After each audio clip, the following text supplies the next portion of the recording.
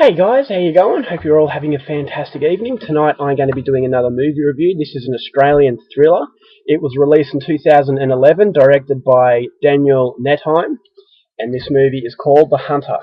Now this stars Willem Dafoe, who is a brilliant American actor, and also Sam Neill, who is a brilliant New Zealand-born Australian actor. So they are quite, the calibre of acting in this film is quite impressive. So the story to The Hunter is as follows. Based on the acclaimed novel by Julia Lee, The Hunter is a powerful psychological drama which takes us deep into the stunning Tasmanian wilderness. Academy Award nominee Willem Dafoe stars as Martin David, a mercenary hired by a mysterious biotech company to hunt for the last remaining Tasmanian tiger.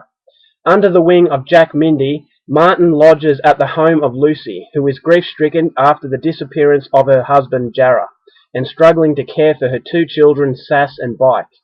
As Martin goes about his clandestine mountain search, he finds himself unexpectedly drawn into the troubled family and the treacherous landscape. So it follows the story of Martin, who's the main character, played by Willem Dafoe. He is a hired mercenary who's been hired by a European biotech company to go to Tasmania, go into the wilderness and hunt the last remaining Tasmanian tiger. Now, of course, the Tasmanian tiger has been extinct for quite a few decades, but the biotech company have enough evidence to suggest that at least one of them is still around. So Willem Dafoe is sent to Tasmania. He is sent to stay in this house that is owned by a wife and two children. Now, the father of this family had gone missing in the Tasmanian wilderness, and they don't know where he is. And this hunter comes across as someone who is studying Tasmanian devils. He doesn't want to let up what he's really doing there, so he has a hidden agenda, and he's telling the family that he's there to study these Tasmanian devils, and in fact he is a scientist. He's not, he's hiding the fact that he's a hunter.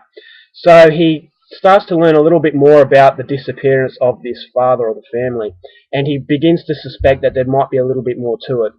So he's going into this wilderness. He is trying to find evidence of a Tasmanian tiger around, and he's beginning to lose hope of it. He doesn't really think there is one, but he has to make it look like he's searching, and along the way he's hoping that he might come across it.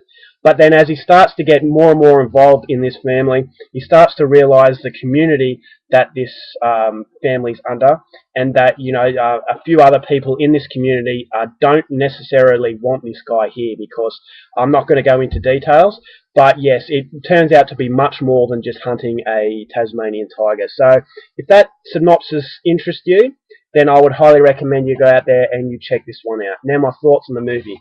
It's a great shame that this one went under the radar. Like so many Australian films, this one is marketed poorly. I'd never heard of it. I just stumbled upon this in my local store, and I saw it had Willem Dafoe, Sam Neill, and quite a few other Australian actors, so I thought I'll definitely give it a go.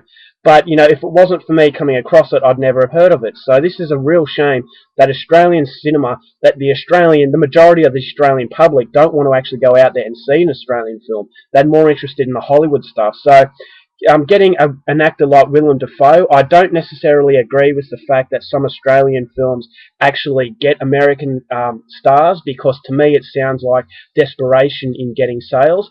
But in this case, I can forgive it, because Willem Dafoe plays a great character. He's very subtle, he doesn't overact, and he actually plays someone who's very likable but very mysterious at the same time. So Sam Neill played a really as an understated role. It wasn't a main role for Sam Neill. I thought it was more of a supporting role. But no actor in the film shines, as in no one takes the limelight. It's all very evenly poised out. So each character has their own attributes, and I actually thought the character development in this one was very, very good. Now, where this film exceeds is the cinematography. It is a beautifully shot film. It's one of the most beautiful films I've seen. The cinematography of the Tasmanian wilderness, it is something that could do as a tourist attraction. This film could be, in the tourism industry, I guess, because it is just so beautifully shot that a lot of people want to go there. Now, to me, the scenery in this film, like many Australian films, has been used to its full advantage. Now, unlike Wolf Creek, where the outback is used as a scary sort of element, this one, the Tasmanian wilderness, it's used as a mysterious quality. So it's different, but it's scary at the same time. This is much more of a subtle thriller. It's not your traditional thriller where it's a thriller minute. This is a very slow burner, but it's the cinematography that gets you into it. It's absolutely beautiful, beautifully shot, and throughout the film you get a sense that somebody might be watching him. Somebody might be stalking him who might not agree with what he's doing. But it's not put out in front of you. It's all an element of the dread of what could be happening. And you start to get a level of paranoia along with the main character as he starts to realise what may have just happened to the father of his family. So throughout the whole film, it really doesn't point out anything. It's really your paranoia of, you know, him being watched. And there's also the great anticipation of him seeing this Tasmanian tiger that has been extinct for so many decades in Australia, and that no one believes. Now, people have been told, have said that they've spotted one, but they've never had evidence. So throughout the entire length of this film, you feel that it doesn't exist, but the anticipation is there of seeing a Tasmanian tiger. And whether or not you do at the end, that's something I'm going to leave for you to find out for yourself. But yes, it is a beautifully done film. It is not your traditional thriller, as I just said. The acting was great. My biggest disappointment with the film, though, and it's only a very little flaw, is the fact that it interchanges between him doing the hunt, and then he goes back and he records his findings at the lodge. So it really, it's back and forth between the hunt and the lodge, which I thought ruined the pacing just a little bit. I thought, you know, the suspenseful moments that were created with the eerie atmosphere in the hunt, it was getting higher and higher, and then it would just go down as he goes back. And then, you know, it'll keep doing that. So the momentum and the continuity within the suspense sort of area, I thought that suffered a little bit with the chopping changing, but I can understand why it had it, because I thought it was important for the story's development.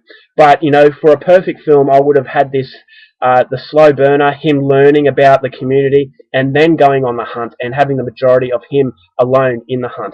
So a lot of the film, not the majority, but a lot of this film has Willem Dafoe by himself, and he's just got the elements of nature. So it is a very slow burner, but it's a very eerie film.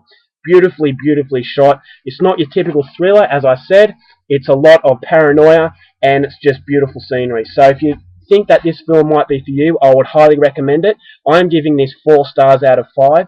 It is a very, very good movie, and it's very unique, and the fact that it is shot so beautifully, I'm going to recommend this film solely on the cinematography. It was great, and as a result, a very, very memorable Australian film, so I'm definitely going to recommend.